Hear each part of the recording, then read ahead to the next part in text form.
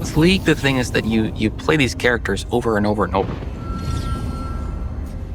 Hundreds, in some cases, thousands of hours people sit with these characters. Even the most cynical viewers have to agree, Arcane was a massive win for Riot. Now, besides getting almost universal acclaim as a TV show, how did it affect the game? So let's have a look at changes, stats and champions picks after Arcane.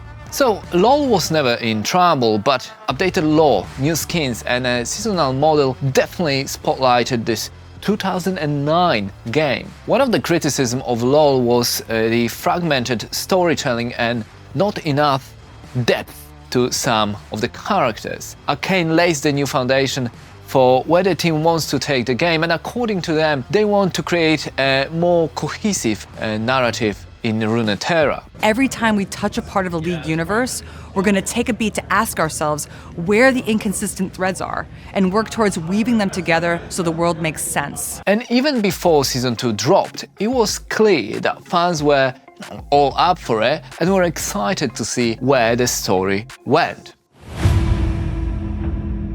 You were right, Kate. Now, I don't think the aim was to necessarily get viewers playing the game, but to reignite the passion the current and the veteran LoL players had. You know, reshape the lore and make it even more interesting. My body's on the line. The Arcane is waking up. The somewhat disputed $250 million Netflix series was a gamble for Riot, especially after the fiasco of Sentinels of Light in 2021.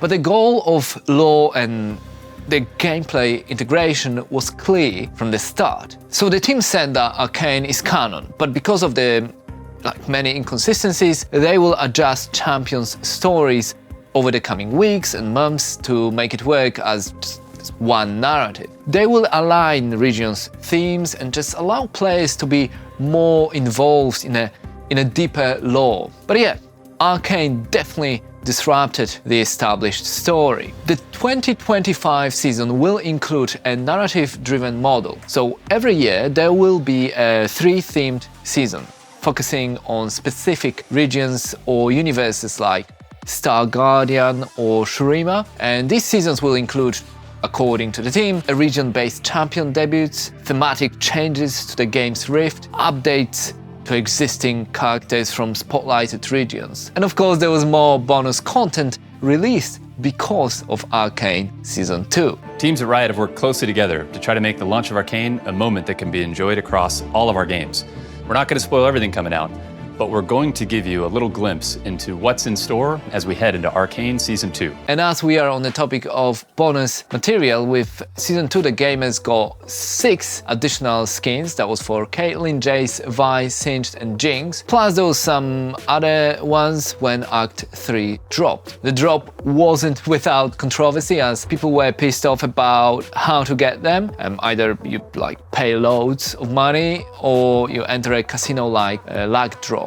Especially with new Jinx's skin, but apparently, they're fixing it. Okay, but let's finally look at the stats. Did Arcane bring more players to LoL, and how did it affect champions picks? So according to some articles, after Season 1, daily logins for LoL increased by 50%. And this massive jump was because of old players coming back, as well as new ones who wanted to see what the game was all about. So the show absolutely succeeded in renewing the interest in the game. Apparently the revenues jumped by 30%. I couldn't find a verified source for that though, so take it with a grain of salt. Look at the world's official viewership after Arcane Season 1 and Season 2, and you can see the massive jump. And looking at the monthly player tables, we can see an increase from 2021 until now. After Season 2, the player count was more steady, but still a bit higher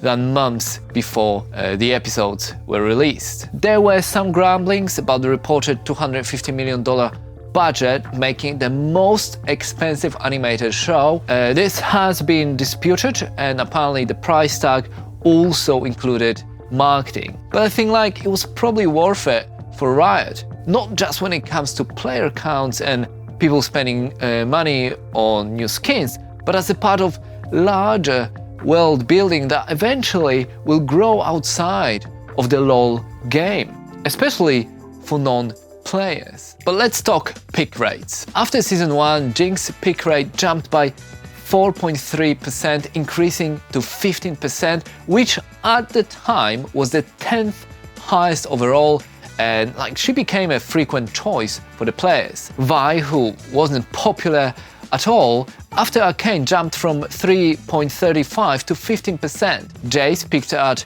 11.85% from 3.68%, and you can compare the rest in this post-Season 1 table. Now, most of the champions featured in a show saw an initial peak spike, but according to Reddit, it also meant that win rate dropped on them because of inexperienced players who were picking these champions. And look, I'm not a LoL player, so I took most of the info here from my brothers and friends who partake in the game. But it's clear that Arcane achieved the goal of spotlighting the game, expanding the lore, and launching new projects and spin-off shows. Now, for the gamers, it rekindled the excitement, and it finally prompted some housekeeping, sorting out the inconsistencies in the narrative. For casuals like me, well, the show got us invested in a world Riot created and excited for what is next. Maybe I'll even download the game when it comes out on PS5. Thanks for watching, like and subscribe. 널 주목하지 않아 여기서. 오빤 강남 스타일. 강남 스타일.